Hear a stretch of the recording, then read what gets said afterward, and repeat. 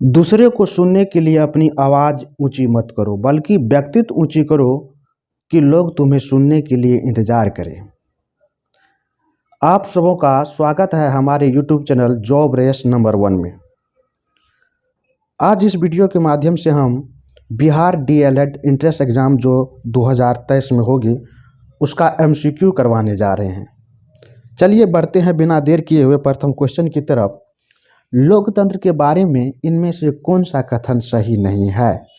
लोकतंत्र के बारे में इनमें से कौन सा कथन सही नहीं है?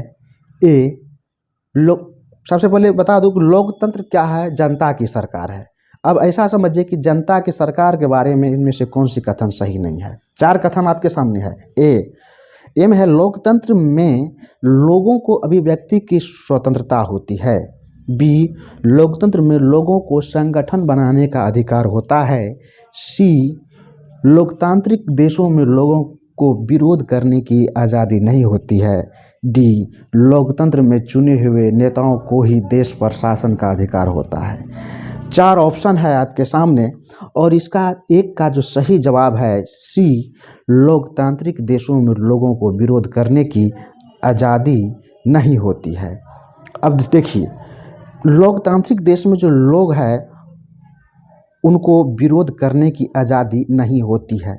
ऐसा लगता है कि इसमें से गलती ढूंढने के लिए कह रहा है। बाकी क्या है कि ये जो है ना, लोकतांत्रिक देश में लोगों को विरोध करने की आज़ादी 100% होती है। इसमें कह रहा है कि कौन सी कथन सही नहीं है। ठीक, चलिए बढ़ते हैं दूसरे प्रश्न की तरफ। इनमें से किससे लोकतंत्र के विस्तार में मदद मिलती है?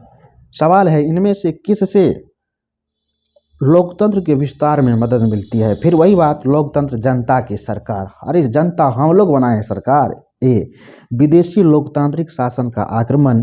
बी, सैनिक तख्ता पलट। सी, प्रेस पर प्रतिबंध। डी, लोगों का संघर्ष। तो इसका सही जवाब हो जाएगा लोगों का संघर्ष। जितना लोग संघर्ष करेंगे, जितना लोग स्ट्रगल करेंगे जनता, उतनी लोकतांत्रिक सरकार विस्तार होगी। आंखें भी खोलने पड़ते हैं रोशनी के लिए, सिर्फ सूरज निकलने से अंधेरा नहीं जाता। हाँ मित्रों, इनमें से कौन सा कथन सही है? देखिए, ABCD चारों कथन दिया गया है। इसमें से केवल एक कथन चुनना है जिस कथन में सच्चाई है। प्राचीन भारत में लोकतंत्र के प्रमाण नहीं मिलते हैं। छोड़िए बात, प्राचीन भारत में लोकतंत्र के प्रमाण नहीं मिलते हैं। बी, ब्रिटेन में 1688 ईस्वी की गौरवपूर्ण क्रांति के बाद लोकतंत्र कमजोर हुआ। 1688 की गौरवपूर्ण जब क्रांति हुई तो ब्रिटेन में लोकतंत्र और ही मजबूत हुआ। फ्रांस में 1789 ईस्वी की क्रांति ने लोकतांत्रिक शासन की नींव डाली। 100% सही जवाब है, इसका सी होगा। लेकिन डी में क्या देख रहा है कि पाकिस्तान एवं नेपाल में लोकतांत्रिक शासन को कभी चुनौती नहीं दी गई। ऐसा थोड़ी है कि लोकतंत्र नेपाल में भी अब कायम हो गया है। तो इसका सही जवाब होगा सी, फ्रांस में 1789 ईस्वी की क्रांति ने लोकतांत्रिक शासन की नींव डाली। चलिए क्वेश्चन नंबर 4 की तरफ चलते हैं। लोकतंत्र के मार्ग में सबसे बड़ी बाधा है। लोकतंत्र की जो मार्ग है, जो रास्ता है, उसमें सबसे बड़ी बाधा क्या हो सकता है? 4 ऑप्शन है। देखिए, ये लोकतंत्र में अटूट आस्था। लोकतंत्र में जब हम अटूट आस्था रखेंगे तो ये बाधा हो ही नहीं सकती। और आस्था तब होगा लोकतंत्र में जब हम शिक्षित हो जाएंगे। और बी में कह रहा है कि राजनीतिक जागृति। अरे भैया, राजनीतिक जागृति, पहले शिक्षा ले लो, उसके बाद तुम्हारे अंदर राजनीतिक जागृति आएगी। और सी, अशिक्षा। और डी, सामाजिक समानता। सामाजिक, तभी से हम शिक्षा पर हम तभी से काफ़ी प्रहार कर रहे थे। तो इसका जो सही जवाब होगा सी, अशिक्षा। 4 का होगा सी, अशिक्षा होगा। बढ़ते हैं अगले प्रश्न की तरफ। इनमें से किससे लोकतंत्र के विस्तार में मदद नहीं मिलती है? ए, लोगों का संघर्ष। बी, विदेशी शासन द्वारा आक्रमण।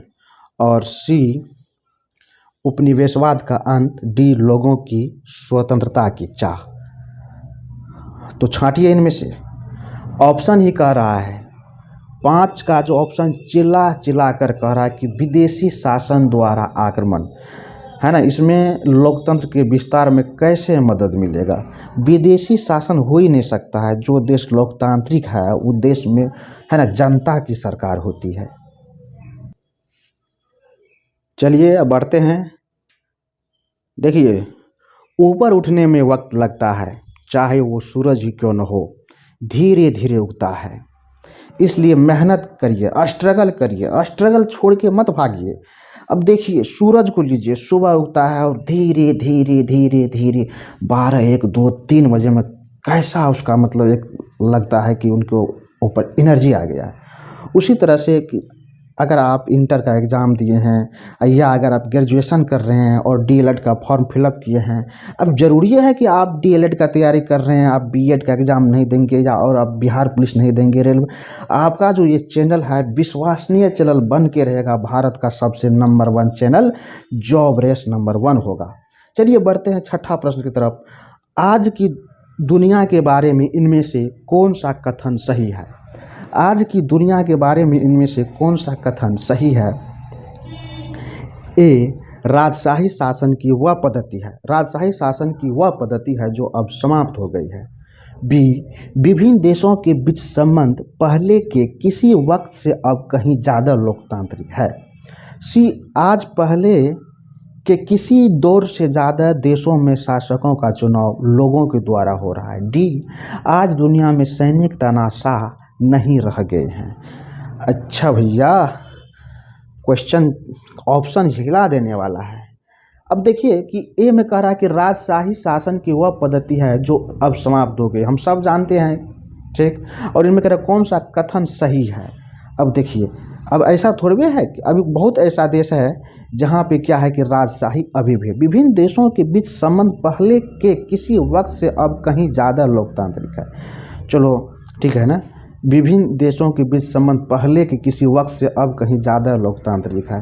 अब तनाव अब भी दुनिया में जारी है, एक दूसरे से लोग अब भी जल रहे। सी में कह रहा है कि आज पहले के किसी दौर से ज़्यादा देशों में शासकों का चुनाव लोगों के द्वारा हो रहा है। चलो ये कथन सही है। आज बहुत सारे देश ऐसा है, दुनिया में 100 से अधिक ऐसा देश है जो आज लोकतांत्रिक है, शान के साथ करे। और हमारा देश भारत लोकतांत्रिक देश है और महान देश है दुनिया में। और उसके बाद आज दुनिया में सैनिक तानाशाह नहीं रह गया। अच्छा, क्या बात है, बहुत ऐसा देश है जहाँ सैनिक तानाशाह है। तो इसका सही जवाब हो जाएगा सी हो जाएगा। चलिए बढ़िए, बिना देर किए हुए 7वें प्रश्न की तरफ। आज प्रत्यक्ष प्रजातंत्र असंभव हो गया है क्योंकि, अब देखिए ऑप्शन से चलेंगे, हम ऑप्शन से ही पकड़ेंगे, है ना। ए, अनेक देशों में समाजवादी शासन स्थापित हो गया है। बी, राष्ट्रीय राज क्षेत्रफल एवं जनसंख्या की दृष्टि से व्यापक हो गए हैं। सी, समस्त विश्व पूंजीवादी एवं साम्यवादी 2 गुटों में बंट गया है। डी, राज स्वयं प्रत्यक्ष प्रजातंत्र नहीं चाहते हैं। अब इसका जो सही जवाब होगा 7 का बी हो जाएगा। चूंकि बी में कह रहा है कि राष्ट्रीय राज्य क्षेत्रफल एवं जनसंख्या की दृष्टि से व्यापक हो गए हैं, इसलिए प्रजातंत्र असंभव हो गया है। राष्ट्रीय राज्य क्षेत्रफल एवं जनसंख्या की दृष्टि से व्यापक हो गए हैं। अब आप उसे, है ना, मतलब कि किसी तरह से आप उसे बलगला नहीं सकते हैं। चलिए 8 का देखिए, प्रजातंत्र में अंतिम सत्ता या शक्ति किसमें केंद्रित होती है। प्रजातंत्र में अंतिम सत्ता या शक्ति किसमें केंद्रित होती है। तो इसका ऑप्शन के हिसाब से चलिए समझते हैं। संसद में केंद्रित होती है, नहीं, बी, जनता में केंद्रित। ऐसा लग रहा है कि हम आंसर के करीब हैं। जनता में केंद्रित होती है। सी, मंत्रिमंडल में केंद्रित होती है। और डी, प्रशासनिक अधिकारियों में केंद्रित होती है। तो इसका सही जवाब होगा जनता में केंद्रित होती है। जो प्रजातंत्र में अंतिम सत्ता होती है, सत्ता की शक्ति जो होती है ना, वो जनता में केंद्रित होती है। प्यारे व्यूवर, क्या लगता है कि आप वीडियो स्किप करके आगे बढ़ जाएंगे? नहीं, देखिए अब ये चैनल का नाम ही क्या है, जॉब रेस नंबर 1 चैनल। देखिए आप जो जॉब के रेस में है ना, मतलब आपका जो कंपटीशन है ना, आप कम्पिटिटिव जोन में हैं, आपका कंपटीशन हज़ारों से है, लाखों से है।